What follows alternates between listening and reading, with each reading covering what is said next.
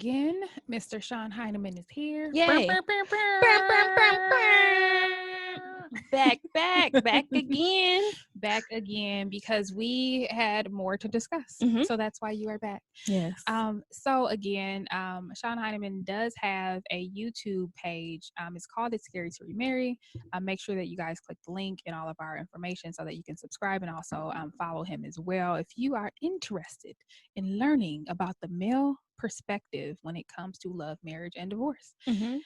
So Sean, where we left off last time, one of the things that we discussed was this whole integration with family. And you dropped some knowledge on us and let us know that it takes about 5 years for kids to gel and that you're currently in year 4. So you have a daughter from your previous marriage that you brought with you into this marriage.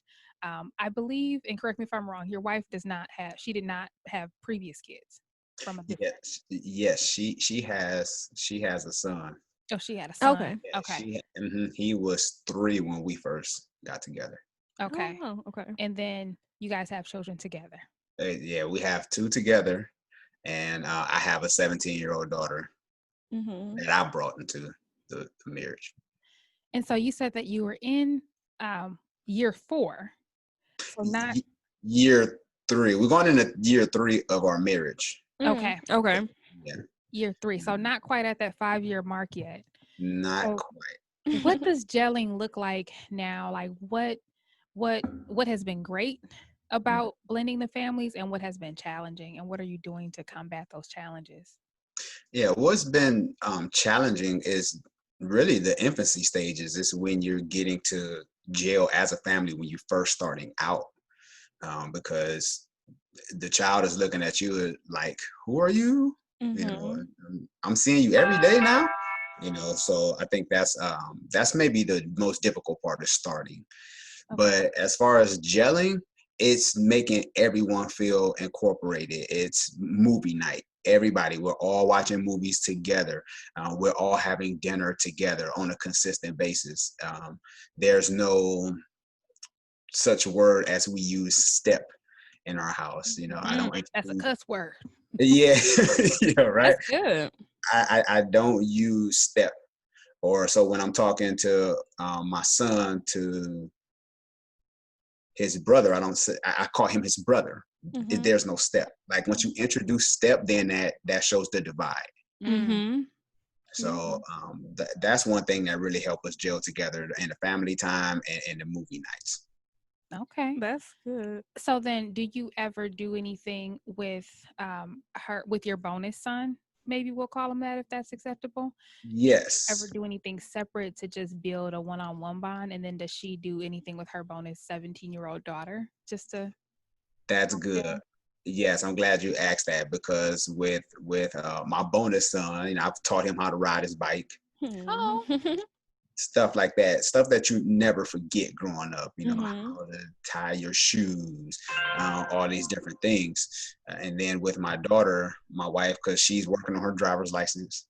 So my wife takes her driving, so they get to spend that time together and bonding.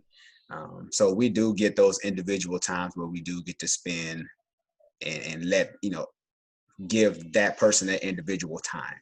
Yeah. To make them feel important and that you're a part of this family as well. So that helps us a lot.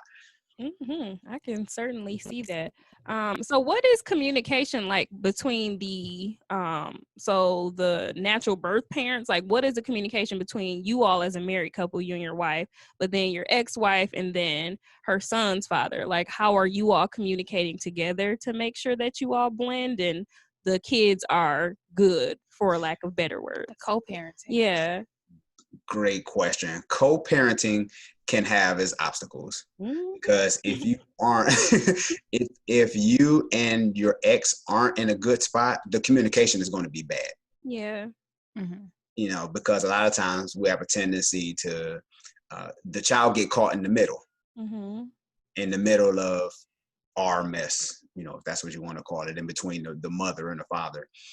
So that had its challenges in the beginning of my marriage now because my ex-wife was still dealing with some things. So we really couldn't get to the heart of being able to deal with my daughter and her overall emotional well-being dealing with change. So that's always going to present this problem. So as she continues to grow, my ex-wife, as she continues to grow and get better, then our communication becomes better in co-parenting with my daughter. So, but my ex-wife, she talks to both of us, me and my wife and I. So that works out. Good. I'm glad to hear that. That's amazing to hear. And this makes me think about the live that we watch with Bestie Nadia and April, and they're in a blended family together. So I think we've talked a little bit about that. Nadia has a son from a previous relationship, and his father is now married to a young lady, and they had a really great conversation on Instagram Live about, you know, their struggles, their triumphs, and how they're moving forward now.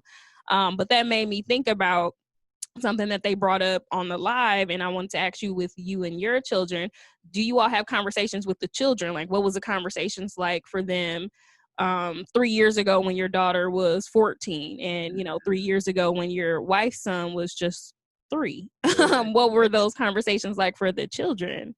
Yeah, well, he's 5 now, so the 3-year-old, when he was 3 at the time, I remember he asked his mom, he said, so when is Sean going home?